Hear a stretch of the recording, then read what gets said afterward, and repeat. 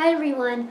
Today we're reading a book called Star Stuff, Carl Sagan and the Mysteries of the Cosmos by Stephanie Roth Sisson. This book is all about a little boy named Carl and his interest in space and stars and his journey to become a scientist. And this book was also an Orbis Pictus 2015 honor book, so you know it's really good. And it starts out with a quote I like.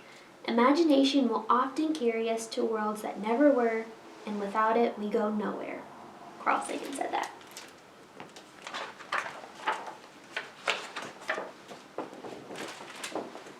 In the Milky Way galaxy, in a neighborhood of stars, on the third planet from our sun, in a big city, in a small apartment, lived a boy named Carl. Carl was curious about everything. He found the world around him astonishing. His imagination took him out of his neighborhood, announcing the 1939 World's Fair. Come and see the world of tomorrow. That sounds really exciting.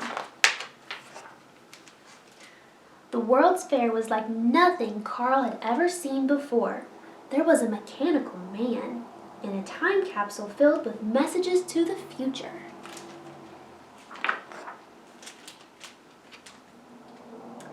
Carl thought about the stars hanging down like light bulbs on long black wires. What are they?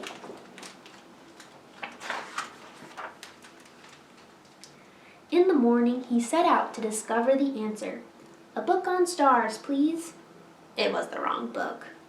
When she came back with the right book, Carl's heart beat faster with every page he turned. He sounds really excited about it. Carl read that many scientists suspected that other stars have planets circling them too. Our sun is a big ball of fiery gas held together by gravity. 9 planets, including Earth, orbit around it in our solar system. Each star is a sun. If you travel into space for many years and then look back at our sun, it would look dim like a star.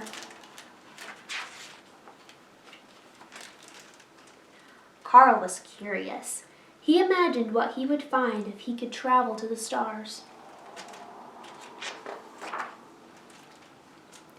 He read stories written by people who imagined what life might be like on other planets.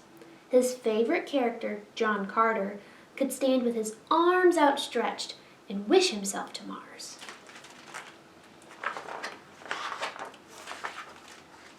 But nothing happened. Carl set out to learn more. He studied life and space and became, can you guess? Dr. Carl Sagan. Carl longed to know what other planets were really like. He worked with other scientists to send mechanical explorers to investigate the planets close to us. They took pictures and gathered data and sent them back to Earth. It gave Carl goosebumps to think about what he had learned about the stars, planets, and the beginnings of life. He wanted everyone to understand so that they could feel like a part of the stars like he did. So he went on television.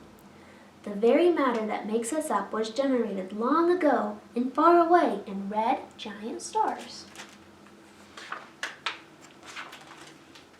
The Earth and every living thing are made of star stuff.